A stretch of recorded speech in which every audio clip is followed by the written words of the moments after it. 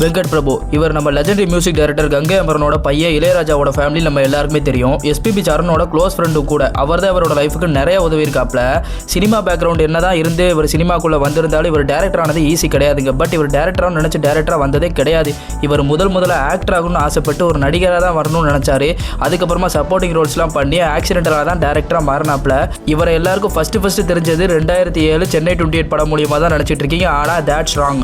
இவர் இதுக்கு முன்னாடி இருந்தே வந்து பார்த்தீங்கன்னா சினிமா கூட ரொம்ப கனெக்ட் ஆகிறதுக்காண்டி எவ்வளவோ போராடி இருக்காரு. பட் அந்த அட்டம்ஸ் எல்லாம் ஃபெயிலியர் ஆயிருக்கு. அது என்ன ஏதுன்றது எல்லாத்தையும் நம்ம தெளிவாக பார்க்கலாம். So this video is rise and fall of Venkat Prabhu. Action.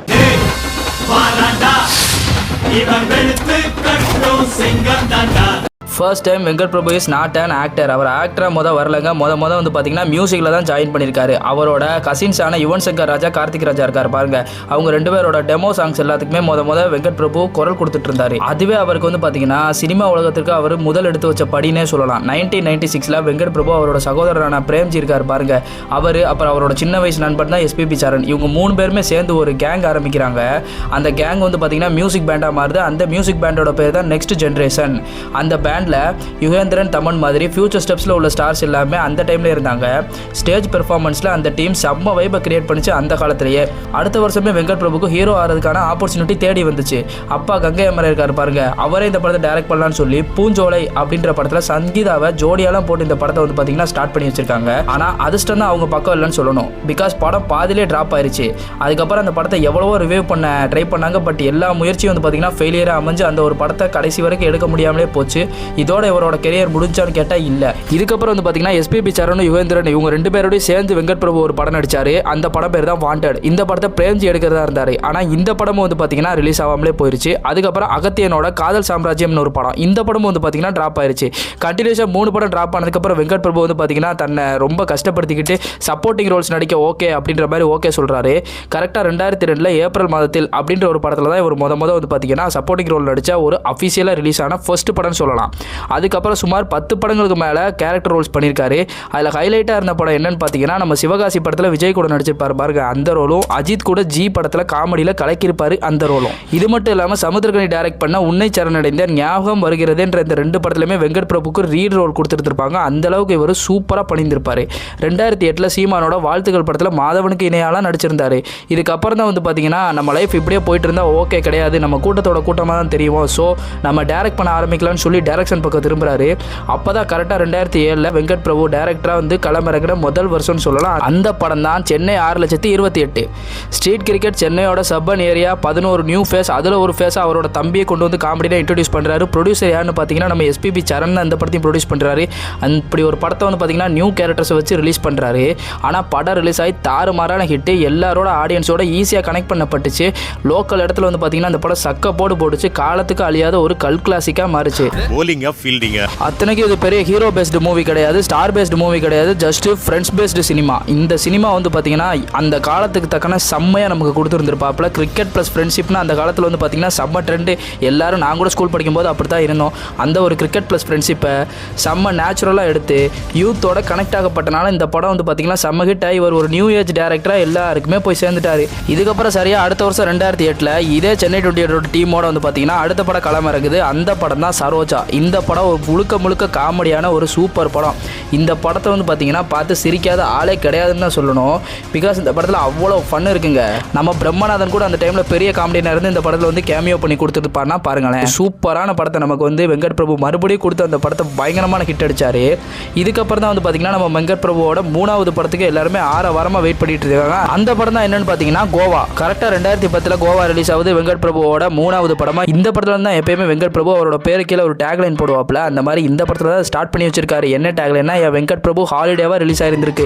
ஒரு போல்டான அடல் காமெடியை சொல்லப்பட்ட எக்ஸ்பெரிமெண்டல் சினிமாவா அந்த டைம்ல இந்த படம் வந்துருந்துச்சு. அதனால நிறைய ஆடியன்ஸ்க்கு வந்து பார்த்தீங்கன்னா இந்த படத்தை ஒரு ஏ சர்டிஃபிகேட் சென்சார் மாதிரி மூவினால இந்த படத்தை நிறைய பேர் பார்க்காமலே போயிட்டாங்க. அதனால நிறைய பிக்ஸ்டு ரிவ்யூஸும் கிடச்சிச்சு. ஆனால் வெங்கட் பிரபுவோட ஃபார்முலா வந்து பார்த்தீங்கன்னா எப்பயும் போல கிளியர் ஆச்சுன்ற மாதிரி அவரோட ஃபன் வந்து பார்த்தீங்கன்னா இந்த படத்துலேயே எல்லாருமே சாட்டிஸ்ஃபை பண்ணி இந்த படம் லேட்டராக வந்து பார்த்தீங்கன்னா நிறைய பேரால் பேசப்பட்டு இந்த படத்தோட போஸ்டர்லாம் வந்து நம்ம தமிழ் படம் 2 ரிலீஸ் ஆகும்போது நல்லா வச்சு அட்ரோசிட்டிஸ் ஃபன்னெல்லாம் பண்ணியிருந்திருப்பாங்க. நீங்கள் அந்த காலத்தில் வாழ்ந்துருந்தீங்கன்னா உங்களுக்கு தெரிஞ்சிருந்திருக்கும். இதுக்கப்புறம் 2011 தான் வந்து பார்த்தீங்கன்னா நம்ம வெங்கட் பிரபு சாரோட ஜேர்னரே மாறிச்சு, அவரோட வாழ்க்கையே மாறிச்சுன்னு சொல்ல மாதிரி ஒரு படம் ரிலீஸ் ஆயிருக்கு. அந்த படம் தான் மங்காத்தா. ஒரு இன்டர்வியூவில் வெங்கட் பிரபுட்ட கேட்கும்போது மங்காத்தா படத்தை அஜித் சார் நினைவு வச்சு தான் எழுதினீங்கன்னா கேட்கும்போது இல்லவே கிடையாது, அந்த படத்தை நான் ஒரு பக்கா ஹேஸ்ட் த்ரில்லராக எடுக்கணும்னு மட்டும்தான் நினச்சி எடுத்தேனே தவிர அஜித் சாரை நான் மைண்டில் வச்சு இந்த கதை கூட எழுதுனது கிடையாது சொல்லியிருப்பாரு. இந்த படத்தோட முதல் ஆப்பர்ச்சுனிட்டி யாருக்கு போயிருக்கு அப்படின்னா அப்போ வெங்கட் பிரபு படத்துலலாம் ஹீரோ மாதிரி தெரிஞ்ச நம்ம ஜெய்க்கு தான் பார்த்தீங்கன்னா இந்த படத்தில் ஹீரோவாக நடிக்கிற வாய்ப்பு கிடைச்சிருக்கு. லேட்டராக வந்து பார்த்தீங்கன்னா அஜித் சார் ஒரு ஆக்சிடென்டெல்லாம் மீட் பண்ணி அந்த ஜி பட டைம்ல இவங்க 2 பேருமே ஃப்ரெண்ட்ஸாக இருந்தனால வந்து பார்த்தீங்கன்னா லேட்டராக அஜித் சார் உள்ள வராரு. அஜித் சார் உள்ள வரும்போதே வந்து பார்த்தீங்கன்னா நம்ம வெங்கட் பிரபு சார் கேட்டார், சார் இந்த மாதிரி ஒரு ஆன்டி ஹீரோ, இந்த மாதிரி ஒரு வில்லத்தனமான ரோல்லாம் உங்களோட 50 படத்தில் நடிச்சா உங்களோட கெரியர் உங்களோட இமேஜ் என்னத்துக்கு ஆறுது, அதனால கொஞ்சம் பார்த்து பண்ணுங்க சார்ன்ற மாதிரி நம்ம வெங்கட் பிரபுவே வந்து பார்த்தீங்கன்னா தலையை கன்வின்ஸ் பண்ணியிருக்காரு. ஆனால் நம்ம அஜித் குமார் என்ன சொல்லியிருக்காரு அப்படின்னா நான் என்ன சிஎம் ஆக போகிறேன், எடுங்க பிரபு நம்ம பார்த்துக்கலான்னு சொல்லி வந்து பார்த்தீங்கன்னா நம்ம அஜித் சார் இந்த படத்துக்கே ஒரு மோட்டிவேஷன் கொடுத்து இந்த படத்தை துவக்கி வச்சாரு. டைட்டில் கார்டுல இருந்து எண்டு கார்டு வரைக்கும் படம் முழுக்க கூஸ் பம்ப்ஸ் தான். அஜித் அது வரைக்கும் இப்படி நம்ம பார்த்ததே இல்லை மாதிரி முழு டைம் வில்லனா அரக்கனா செதுக்கி வச்சிருந்தாரு. இன்னைக்கு 2026 ரிலீஸ் ஆகும்போது கூட வந்து பார்த்தீங்கன்னா அந்த ஸ்க்ரீன் பிளே எதுவுமே கிடலன்னு தான் சொல்லணும். இப்படி ஒரு படம் வெங்கட் பிரபு ரொம்ப டாப்புக்கு கொண்டு போயிருச்சுன்னு சொல்லலாம்.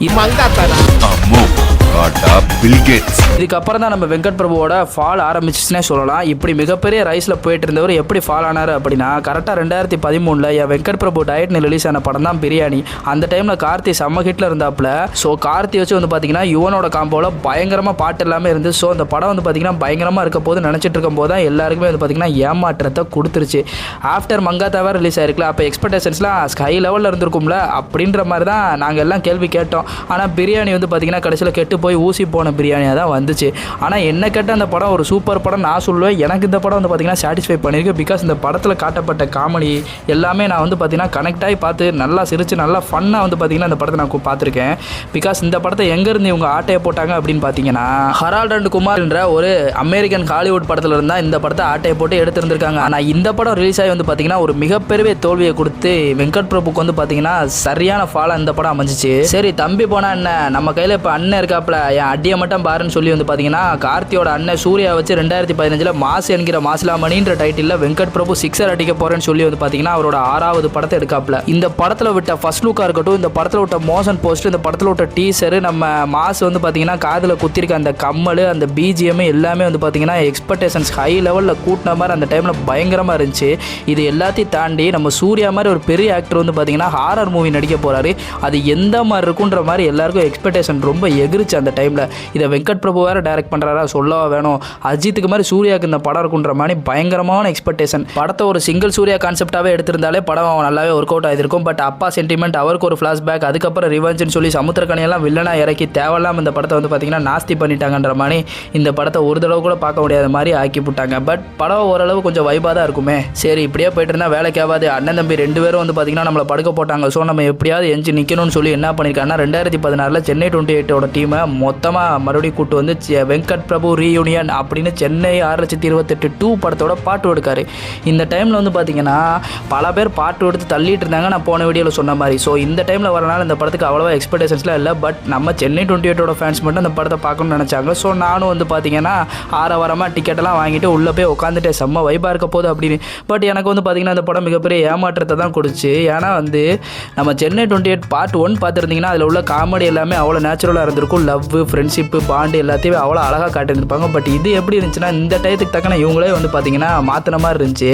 பட் ஒரு சில இடத்துலலாம் நம்ம யாரையுமே வந்து பார்த்தீங்கன்னா காமெடி பெருசாக ஒர்க் அவுட் ஆகாமல் சிரிக்கவும் வைக்கல, எமோஷனும் இல்லை. பட் படத்தை வந்து பார்த்தீங்கன்னா முழுக்க ஜெய்யோட லைஃபுக்குள்ளேயே கொண்டு போயிட்டாங்கன்ற மாதிரி ஃப்ரெண்ட்ஷிப் அந்த அளவுக்கு காட்டவும் இல்லை, அந்த மேட்சும் இன்ட்ரெஸ்டிங்காக இல்லை. வைபவை போய் தூக்கிட்டு வந்து வில்லனாக போட்டு இந்த படத்தையே வந்து பார்த்தீங்கன்னா நாசம் பண்ணிட்டாங்க. இதுக்கப்புறம் மக்கள் மத்தியில் வெங்கட் பிரபு படனாலே வெறும் காமெடி மட்டும்தான் இருக்கும், லாஜிக் சுத்தமாக இருக்காது அப்படின்ற மாதிரி ஆகி போய் அவர் மங்காத்த எடுத்ததெல்லாம் எல்லாருக்குமே மறந்தே போயிருச்சுங்க. அவர் மேலே ட்ரஸ்ட் எல்லாமே வந்து பார்த்தீங்கன்னா கொஞ்சமாக கம்மியாகி காணாமலே போயிடுச்சு. ஸோ வெங்கட் பிரபு என்ன தான் பண்ணுவார் அப்படின்னு பார்த்துட்டு இருக்கும்போது அவர் வந்து பார்த்தீங்கன்னா ரொம்ப வருஷமாக படமே பண்ணல. இதனால் 2017 பண்ணல, 18 பண்ணல, 19 பண்ணல, 20 பண்ணல, 2021 தான் லாக்டவுன் டைமில் தான் வந்து பார்த்தீங்கன்னா ஒரு படமே பண்ணுறாரு. அந்த படம் என்னன்னு பார்த்தீங்கன்னா குட்டி ஸ்டோரி அப்படின்னு ஒரு 4 ஆந்தாலஜி ஃபிலிம் இருக்கும். அந்த 4 ஆந்தாலஜி வெப் சீரிஸில் செக்மெண்ட் லோகம் அப்படின்ற ஒரே ஒரு இதை மட்டும் எடுக்காப்புல அதுவும் வந்து பார்த்தீங்கன்னா ஓரளவு பேர் வாங்குது. அதுக்கப்புறமா லைவ் டெலிகாஸ்ட் அப்படின்ற ஒரு வெப் சீரிஸை நான் எடுக்க போகிறேன் போகிறேன்னு சொல்லி அந்த ஒரு வெப் சீரிஸை ஹாரரை பேஸ் பண்ணி எடுத்திருந்திருப்பாரு. பட் இந்த லைவ் டெலிகாஸ்ட் வெப் சீரிஸ் வந்து பார்த்திங்கன்னா வந்தது பல பேருக்கு தெரியாமல் இருந்திருக்கும். ஏன்னா காஜல் அகர்வால் வேறு பேஸ் பண்ணி எடுத்திருந்தாங்களா, இதெல்லாம் பார்த்துப்புட்டு எல்லாம் செத்துட்டாங்கன்னு சொல்லணும். அதுக்கப்புறம் தான் ஏதாவது பண்ணி கம்பேக் கொடுத்தே ஆகணுமே நினச்சிட்டு இருக்கும்போது தான் வந்து பார்த்திங்கன்னா 2019 மாநாடு படத்தோட ஷூட்டிங்கை ஸ்டார்ட் பண்ணிட்டாங்க. ஸோ வெங்கட் பிரபுவோட பாலிடிக்ஸ்னு சொல்லி முழுக்க பாலிடிக்ஸாக எடுக்க போகிறேன்ற மாதிரி எடுத்து நம்ம முஸ்லீம் மாதிரி கெட்டப்பெல்லாம் போட்டு நம்ம சிம்புக்கு ஒரு ஃபர்ஸ்ட் லுக்கெலாம் விட்டு தரமாக்கிட்டாங்க. ஸோ அந்த படத்தில் சரியான முஸ்லீம் ப்ளஸ் பாலிடிக்ஸ் இருக்க போது நினச்சிட்டு இருக்கும் போது தான் இந்த படம் நம்ம நினச்சதையும் தாண்டி டைம் லூப் கான்செப்டாக மாறி எச்.ஏ. சூர்யாவை பயங்கரமான ஒரு வில்லனை உள்ளே கொண்டு வந்து பிரேம்ஜியும் வந்து பார்த்திங்கன்னா உள்ளே கொண்டு வந்து நம்ம லோகாவோட புகழ் இருக்காங்க பாருங்கள் கல்யாணி, அவங்களையும் உள்ளே கூட்டு வந்து இந்த படத்தை பயங்கரமான காஸ்டிங்கோட டைம் லூப் கான்செப்டில் அடித்து நொறுக்கி பட்டையை பிரிச்சுட்டாங்க 2021. படம் நம்ம எஸ்டிஆருக்கும் வெங்கட் பிரபுக்கும் சேர்ந்தவே ஒரு கம்பேக்காக அமைச்சு வெங்கட் பிரபு வந்து பார்த்திங்கன்னா ஒரு ஸ்மார்ட் ஃபிலிம் மேக்கர் அப்படின்ற ஒரு பேரையும் வந்து பார்த்திங்கன்னா அந்த டைம் வாங்கிட்டார். ஸோ கம்பேக் கொடுத்து கஷ்டப்பட்டு முன்னுக்கு வந்துட்டோம். அடுத்து நம்ம பண்ண போகிற ப்ராஜெக்ட் எப்படி இருக்கும்னு நினைக்கும் போது தான் வந்து பார்த்திங்கன்னா மன்மத லீலைன்னு ஒரு படத்தை தூக்கிட்டு வராப்புல வெங்கட் பிரபு குயிக்குன்னு. அந்த படம் ஏன்டா எடுத்தாருன்னு எனக்கு இன்றைக்கி வரைக்கும் தெரிலங்க. அந்த ரேஞ்சில் தான் அந்த படம் இருந்துச்சு. மன்மத லீலைன்னு சொல்லி போஸ்டர் விட்டு அந்த டைமில் இந்த அடல் காமெடிலாம் வந்து பார்த்திங்கன்னா ஓரளவு நல்லா ஓடிக்கிட்டு இருந்துச்சுங்க. அந்த காலத்தில் தான் இந்த படமும் வந்துச்சு. ஸோ நான் வந்து அசோக் செல்வன் வேறு நல்லா லீட் ரோலாக இருக்காப்லையே, அவரை வச்சு ஒரு படம் எடுப்போம் அப்படின்னு சொல்லி அவரை வச்சு ஒரு 2 ஹீரோயின்ஸை வச்சு இந்த படத்தோட ட்ரெய்லர் டீசர் எல்லாத்துலேயுமே பிட்டு சீனாக வச்சு வந்து பார்த்திங்கன்னா முழுக்க ஒரு அடல் படம் மாதிரியே அந்த படத்தை ப்ரொமோஷன் பண்ணாங்க. ஏன் போஸ்டர் உட்பட அதே ஹைப்பில் வந்து பார்த்திங்கன்னா அந்த படத்தில் வெங்கட் பிரபு வேறு எடுக்கிறதுனால ஏதாவது இருக்கும், ஏதாவது இல்லாமல் எப்படி எடுப்பார் அப்படின்னு நினச்சிட்டு நம்ம அந்த படத்துக்கு போகும்போது தான் நம்ம எல்லோரும் ஏமாற்றிட்டாங்க. பொதுவாக கிளைமேக்ஸ் வந்து பார்த்திங்கன்னா அவ்வளோ சப்பையாக இருக்கும், அவ்வளோ கேவலமாக இருக்கும். அதையோடு வந்து பார்த்திங்கன்னா இந்த படத்துக்கும் அவங்க டீசரில் காட்டின அளவு கூட ஃபன் இல்லைடான்ற மாதிரி படம் எல்லாரையும் வந்து பார்த்திங்கன்னா ஏமாற்றத்தை தான் கொடுத்துச்சு. ஸோ மன்மத லீலைன்ற படமும் வந்து பார்த்திங்கன்னா அவருக்கு மிகப்பெரிய ஒஸ்ட் ஃபாலாக மறுபடியும் அமைஞ்சிருச்சு. இந்த படத்தில் ரியா சுமார் நல்லா நடிச்சிருப்பாங்களே. அதுக்கப்புறம் மறுபடியும் ஆந்தாலஜி வெப் சீரிஸில் ஒன்று எடுப்போம்னு சொல்லிட்டு என்ன பண்ணார் அப்படின்னா அதில் ஒரு செக்மெண்ட்டாக கன்ஃபர்ஷன் அப்படின்ற ஒரு சின்ன ஷார்ட் ஃபிலிம் எடுக்காப்புல. அதுவும் ஓரளவு நல்லா தான் இருந்துச்சு. அதுக்கப்புறம் 2023 வந்து பார்த்தீங்கன்னா தானாக வந்து தவறி விழுந்துட்டார் மாதிரி கஸ்டடி அப்படின்ற ஒரு படத்தை தேவையில்லாமல் எடுத்துட்டாப்புல. இந்த படம் நான் தெலுங்குலேயும் போய் எடுக்கிறேன்னு சொல்லி நாக சைட்டன்யா, அரவிந்த் சாமி, கிருத்தி செட்டி, சரத்குமார், பிரியாமணி, ராம்கி எல்லாரையும் வச்சு பயங்கரமாக எடுத்தாங்க. அதே மாதிரி வந்து பார்த்தீங்கன்னா படத்தில் ஜீவாவும் ஒரு ரோல் பண்ணியிருந்திருப்பார். ஸோ இந்த கஸ்டடி படம் தெலுங்கு வேறு, நம்ம லிங்குசாமி அண்ணன் எப்படி வாரியர் எடுத்து அடி வாங்கினார் மாதிரி கஸ்டடி எடுத்து தேவையில்லாமல் அடி வாங்கிட்டார் நம்ம வெங்கட் பிரபு. இதில் வெங்கட் பிரபு ஹண்ட்னு வேறு போட்டுக்கிட்டாப்புல. அதுக்கப்புறமா 2024 என்னடா பண்ண போகிறாருன்னு நினச்சிட்டு இருக்கும்போது தான் கஸ்டடியும் ஃப்ளாப்பு, விக்டிம்லேயும் வந்து பார்த்திங்கன்னா அவரை பற்றி யாரும் பேசலை, மன்மதலையிலையும் ஃப்ளாப்பு, மாநாட்டில் வாங்கின பேரை தானே கெடுத்துக்கிட்ட மாதிரி இந்த படம். இவர் யார் கூட படம் பண்ணுவார்னு நினச்சிட்டு இருக்கும்போது சிவகார்த்திகேயன் கூட படம் பண்ணுறதா பல பேர் பேசிகிட்டு இருந்தாங்க. பட் சிவகார்த்திகேயன் அந்த டைமில் ஒத்துக்கலே என்னன்னு எனக்கு தெரில. அதுக்கப்புறம் 2024 ஒரு பயங்கரமான அனௌன்ஸ்மெண்ட் வருது. அதாவது லியோ மாதிரி ஒரு பயங்கரமான விஜயோட ஹைப் மூவிக்கு அப்புறமா ஒரு படத்தோட ஃபர்ஸ்ட் லுக் வருது. அந்த ஃபர்ஸ்ட் லுக்கில் யார் வரான்னு பார்த்தீங்கன்னா நம்ம வெங்கட் பிரபு விஜயும் சேர்ந்து வராங்க. The greatest of all time அப்படின்னு சொல்லி விஜய் படனால இந்த படத்துக்கு ஹியூஜ் எக்ஸ்பெக்டேஷன் இருந்துச்சு. பட் அந்த டைமில் அவங்க ரிலீஸ் பண்ண போஸ்டர் எல்லாமே யாருக்குமே வந்து பார்த்தீங்கன்னா வெங்கட் பிரபு இது கூட விஜய் கூட இணையறாருன்ற மாதிரி இந்த படம் கண்டிப்பாக ஃப்ளாப் ஆக போது நல்லா முடிவே பண்ணிட்டாங்க. ஸோ பெருசாக ஆடியன்ஸ் கூட யார் கூட கனெக்ட் ஆகாத மாதிரி தான் அந்த படம் ரொம்ப ஹைப் எல்லாமே லோவாக இருந்துச்சு. இது எல்லாத்தையும் பார்த்து இது வேற ஏதோ ஒரு படம்ப்பா, ட்ரெய்லரில் என்னதான் அப்பா பையன் நல்லவங்கன்னு காட்டியிருந்தாலும் இந்த படத்தில் ஜீவன் அப்படின்ற ஒரு கேரக்டர் ஒரு வில்லனாகவே வச்சிருந்தது, ரொம்ப சீக்கிரட்டாகவே வச்சுருந்தாங்க. அது ஃபர்ஸ்ட் டே போனதுக்கு அப்புறம் தான் எல்லாருக்குமே தெரிஞ்சு விஜய் சார் தான் அந்த படத்தோட வில்லன் அப்படின்றதே. அதுக்கப்புறமா இந்த படம் ஆடியன்ஸை சாட்டிஸ்ஃபை பண்ணிச்சான்னு கேட்டால் நிறைய பேர் வந்து பார்த்திங்கன்னா நோன் தான் சொல்லுவேன். பிகாஸ் இந்த படம் அவ்வளோ ஒஸ்ட்டு கிடையாதுங்க. ஏகப்பட்ட ஃபேன் பாய் மூமெண்ட்ஸ் இருக்கும், எல்லா இடத்துலையுமே ரசிகர்கள் ரசிக்கிற மாதிரி இருக்குமே தவிர ஒரு கம்ப்ளீட் மூவியாக இந்த படம் இருக்காது. அது மட்டும் இல்லாமல் விஜய் சாருக்கு வந்து பார்த்திங்கன்னா வில்லத்தனம் பயங்கரமாக இருக்கும். அது வந்து நம்ம லியோ படத்தில் வர லியோ தாஸ் கெட்டப்பில் இந்த படத்தில் இறக்கி இருந்திருக்கலாம். பட் தேவையில்லாமல் இந்த ஏஐ கெட்டப்லாம் வச்சு வந்து பார்த்திங்கன்னா அந்த ஃப்ளாஷ்பேக் போர்ஷன்ஸ் எல்லாம் விஜயவே காலி பண்ணிட்டாங்கன்னு சொல்லலாம். ஸோ ஆடியன்ஸை சாட்டிஸ்ஃபை பண்ணுற மாதிரி த்ரிஷாவோட மட்ட சாங் இருந்துச்சு, அந்த சிஎஸ்கேவோட கிளைமேக்ஸ் இருந்துச்சு, ப்ளஸ் வந்து பார்த்திங்கன்னா விஜயோட வில்லத்தனம் ஓரளவுக்கு ஒர்க் அவுட் ஆகிருந்துச்சு. இருந்தாலும் வந்து பார்த்திங்கன்னா வெங்கட் பிரபுக்கு இது ஒரு தோல்வின்னு தான் சொல்லணும். பிகாஸ் படம் என்ன தான் கலெக்ஷன் ஆனாலும் நிறைய பேர் மத்தியில் இந்த படத்தை யாராலையுமே நல்ல படம் அப்படின்னு ஏற்றுக்க முடியல. பிகாஸ் படத்தில் வந்து பார்த்திங்கன்னா எப்பயும் போல ரிவெஞ்ச் அப்படின்ற ஒரு கான்செப்ட் வச்சு எல்லாரையும் கொண்டதுனால. இதுக்கப்புறம் இப்போ 2026 வந்து பார்த்திங்கன்னா மறுபடியும் அஜித்தோட அந்த மங்காத்தா படத்தை மறுபடியும் ரீரிலீஸ் பண்ணியிருக்காங்க. நம்ம அஜித் சார் எப்படிப்பட்ட ஆள், அவர் என்னமா படத்தில் செதுக்கியிருக்காங்க நொறுக்கியிருக்காங்கன்ற எல்லாமே வந்து பார்த்திங்கன்னா இந்த ரீரிலீஸில் பார்த்து தெரிஞ்சுக்கோங்கன்ற மாதிரி இந்த ரீரிலீஸே திருவிழா ஆகிற மாதிரி இந்த படத்தை அவ்வளோ பயங்கரமாக எடுத்ததை மறுபடியும் நம்ம எல்லாருமே வெங்கட் பிரபுனா யாருன்றதை ரிமைண்ட் ஜாயின் பண்ணிட்டாரு. பட் இதுக்கப்புறம் இவர் என்ன பண்ண போகிறாரு, யாரை வச்சு பண்ண போகிறாரு, என்ன ஏதுன்ற மாதிரி நியூஸ் எதுவும் தெரில. சிவகார்த்திகேயனை வச்சு பண்ண போகிறேன்னு சொன்ன கான்செப்ட் அந்த ஒரு கதையை என்னாச்சுன்னு தெரில. இதுக்கு இடையில இவர் வந்து ஒரு படம் எடுத்தாருங்க, பார்ட்டி அப்படின்னு ஒரு படம். இந்த படத்தில் வந்து பார்த்தீங்கன்னா ஜெய், சிவா, சாம், சத்யராஜ், ஜெயராம், ரம்யா கிருஷ்ணன், ரெஜினான்னு ஒரு மிகப்பெரிய பட்டாளத்தை வச்சு போஸ்டர் அடித்து வெங்கட் பிரபுவோட ஒரு கலகலன்னு ஒரு பார்ட்டி வைக்க போகிறான்னு சொல்லி இந்த படத்தை ரிலீஸ் பண்ணார் வெங்கட் பிரபு, ஹேங் ஓவர் அப்படின்ற டெக்ஸ்ட்டோட. பட் இந்த படம் என்ன ஒரு பிரச்சனைனாலே வந்து பார்த்தீங்கன்னா ட்ராப் ஆயிடுச்சு. பட் இந்த படம் எப்போனாலும் வரலாம், வந்தால் நானும் வெயிட் தாங்க பண்ணுவேன். என்னதான் வெங்கட் பிரபு சார் மேலே 1000 இது இருந்தாலும் மங்காத்தால் அவர் பண்ண சம்பவத்தை வந்து பார்த்தீங்கன்னா யாராலையும் பண்ண முடியாது. சென்னை 28 அவர் பண்ண சம்பவத்தை யாராலையும் பண்ண முடியாது மாதிரி இவரை மாதிரி ஒரு பக்கா ஃபன் டேரக்டர் வேறு எங்கேயுமே கிடையாதுங்க. So this is முட்டைக்கடை. நம்ம அடுத்து என்ன டேரக்டரை பற்றி பேசலாம், இல்லை ஆக்டரை பற்றி பேசலாம், இல்லை ஆக்ட்ரஸை பற்றி பேசலான்றதை கமெண்ட் பாக்ஸில் கமெண்ட் பண்ணுங்க. நம்ம சேனலில் நீங்கள் சப்ஸ்கிரைபர் ஆகணும் அப்படின்னா உடனே கீழே இருக்க சப்ஸ்கிரைப் பட்டனை தட்டி நம்ம சேனலில் ஜாயின் பண்ணிக்கோங்க. இதுக்கப்புறம் இன்னும் நிறைய பேசுவோம். அதுக்கு முன்னாடி நான் போயிட்டு வரேன். Good bye.